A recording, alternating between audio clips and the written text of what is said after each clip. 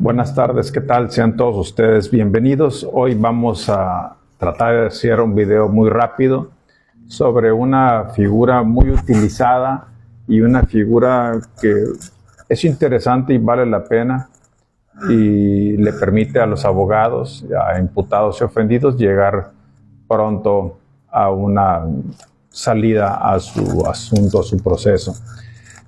Como ustedes saben, el artículo 20 constitucional y sobre todo en el artículo 17 constitucional, párrafo 3º, reformado, nos explica sobre lo que son priorizar las salidas alternas sobre un procedimiento largo, escabroso y difícil. Entonces, para ello nos da dos figuras, los acuerdos reparatorios y la suspensión condicional del proceso. En este caso vamos a hablar únicamente sobre los acuerdos reparatorios.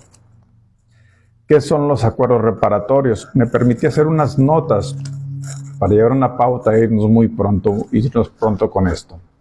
Ok, los acuerdos reparatorios son aquellos que se llevan, aquellos convenios, acuerdos, pláticas que se tienen entre víctima u ofendido con él o con los imputados. ¿Para qué? Para efectos de que el asunto concluya allí, que haya una reparación del daño y que se salgan del proceso penal ambas partes.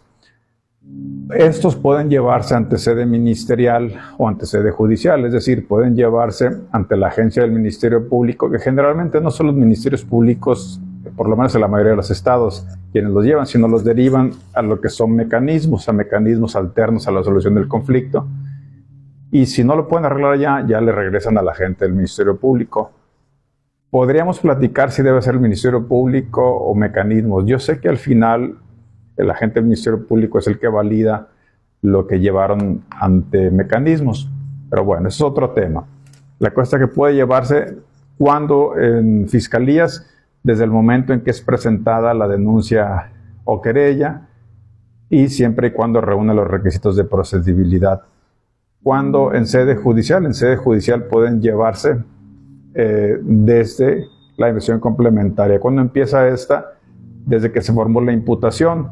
En términos del artículo 211, si mal no recuerdo, la fracción segunda, inciso B, te dice que la investigación complementaria empieza con la formulación de la imputación. Entonces, si el acuerdo no se pudo concretar en sede ministerial y ya llegó a sede judicial, cuando se apertura la audiencia inicial, ustedes, abogados, no deben esperar a que se dicte una vinculación o no. Podría ser una estrategia, podrían decir, bueno, yo creo que no me lo van a vincular. Y si no me lo van a vincular, pues entonces no tiene caso que haga un acuerdo reparatorio, que yo haga obligaciones, pagos y demás, si lo voy a poder sacar desde allí, del término del 319. Pero si ustedes no quieren arriesgar a su representado por la razón que sea, no le quieren arriesgar a una vinculación a proceso, le pueden pedir al juez, señor juez, en virtud de lo dispuesto en el artículo 211, cuando nos dice que la investigación complementaria es de que se formuló imputación, ya empezó la audiencia, ya se formuló imputación, solicito a usted, como ya estamos en el momento procesal oportuno, pronunciarnos sobre un acuerdo reparatorio. Yo, en mi opinión, sería lo mejor que pudieran pedirle, que desde ese momento, sin importar si vinculó o no vinculó. ¿Por qué? Porque si arriesgan a su representado a que lo vinculen, eso no es óbice, o sea, no es impedimento para que puedan llevar el acuerdo reparatorio. Pero ¿para qué lo arriesgan a que haya sido vinculado? Al final, si llegan a una salida alterna como el acuerdo, cuando se cumpla, realiza los efectos como la extinción de la acción penal y el sobreseimiento. Pero le va a quedar eso de que ya lo vincularon. Pues entonces, ¿para qué lo arriesgan? Salvo que ustedes crean que están muy seguros de que van a lograr una no vinculación. Pero ya es estrategia de cada quien y caso por caso. ¿Cuáles son los efectos? Ya se mencionó que se extinga la acción penal y el asunto queda archivado, cerrado y concluido. En el artículo 187 nos habla en qué casos procede este acuerdo reparatorio, los acuerdos reparatorios. La fracción primera te dice que cuando son delitos perseguibles por querella y admitan perdón. Alguien puede decir, bueno, pues es que todo delito de querella, admite perdón. aunque ustedes no lo crean, en algunos estados pasan cosas muy surrealistas y hay delitos de querella que no admiten perdón. Y el legislador, previendo esas barbaridades jurídicas que hay en algunos estados, fue que puso esta situación, ¿no?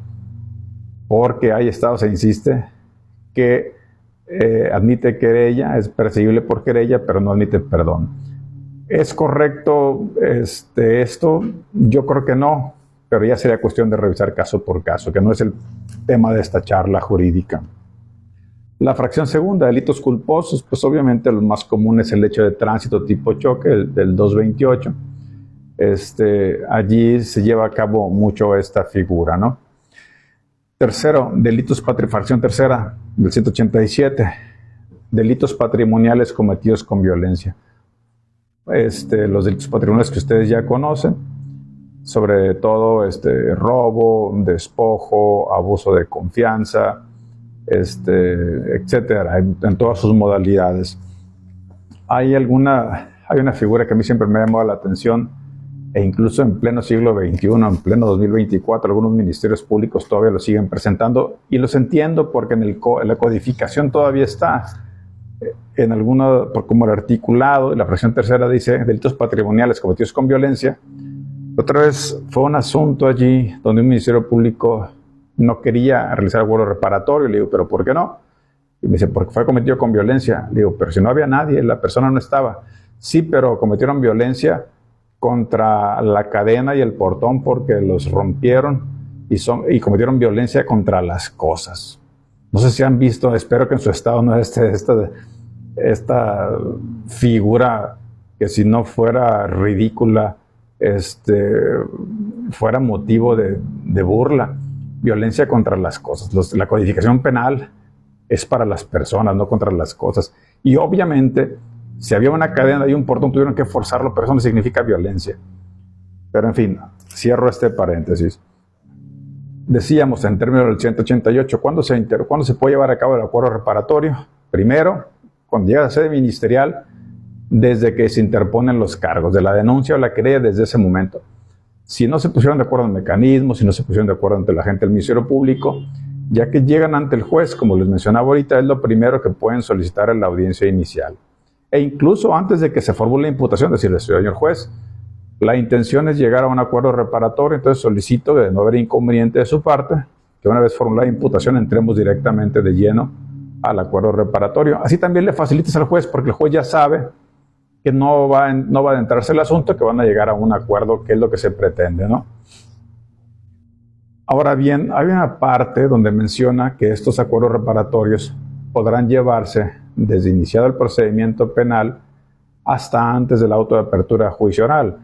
A mí me parece que esto está muy mal redactado, no debiese ser así.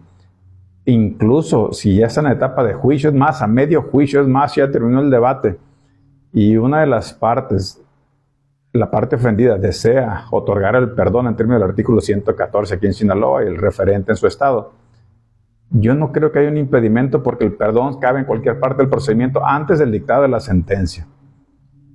Yo creo que no hay ningún impedimento de ley, y yo he sabido de muchos casos que ya estando en juicio se otorgan el perdón y procede. Entonces, y además, usted dice, bueno, pero quién sabe si resista la apelación o el amparo. En un amparo, yo creo que sin problema alguno, que el juez de juicio les niegue otorgar el perdón y aceptarlo en la audiencia de juicio, no resiste un amparo, inmediatamente se lo tumbarían eso. Y además, una manera de proteger el proceso y a las partes es que si otorgan el perdón y el otro lo acepta, en ese momento renuncian al plazo de interposición y el asunto causa ejecutoria y asunto archivado y concluido. Ahí la mejor opinión es la suya. Ahora bien, para estos efectos, si el acuerdo fue en sede ministeriales ante el Ministerio Público o ante mecanismos revisados por el Ministerio Público, y ustedes creen como parte ofendida o como parte imputada que el acuerdo no se llevó de conformidad en estricto apego a derecho, tienen un plazo de 5 días para acudir ante el juez de control y ya nos dicen, señor juez, yo creo que ese acuerdo reparatorio que se llevó en sede ministerial no cumplió con los requisitos de ley, las formalidades o el debido proceso, por X o por Y. Y ya el juez revisamos ese acuerdo reparatorio llevado en sede ministerial, y si efectivamente no cumplió con los requisitos de ley, se deja sin efecto automáticamente, el juez declara la nulidad de ese acuerdo reparatorio, y ya sea que dicte uno nuevo haya corregido eso, o que lo deje sin efecto y el procedimiento ordinario continúe. Nosotros siempre tenemos la obligación constitucional, artículo 20C constitucional, no recuerdo si la fracción quinta o sexta, de vigilar el debido proceso y la actuación de la gente del Ministerio Público. Entonces, si el juez corrobora que hubo algún medio coaccionador por cualquiera de las partes, en ese momento se revoca y se insiste o se subsanan los errores que pueda haber allí, o se revoca ese acuerdo y se puede estar el procedimiento ordinario. Me reitero, como siempre, a sus órdenes, traté de ser lo más breve posible. Y pues bueno, a fin de cuentas, como siempre menciono, la mejor opinión siempre será la suya. Que tenga excelente tarde.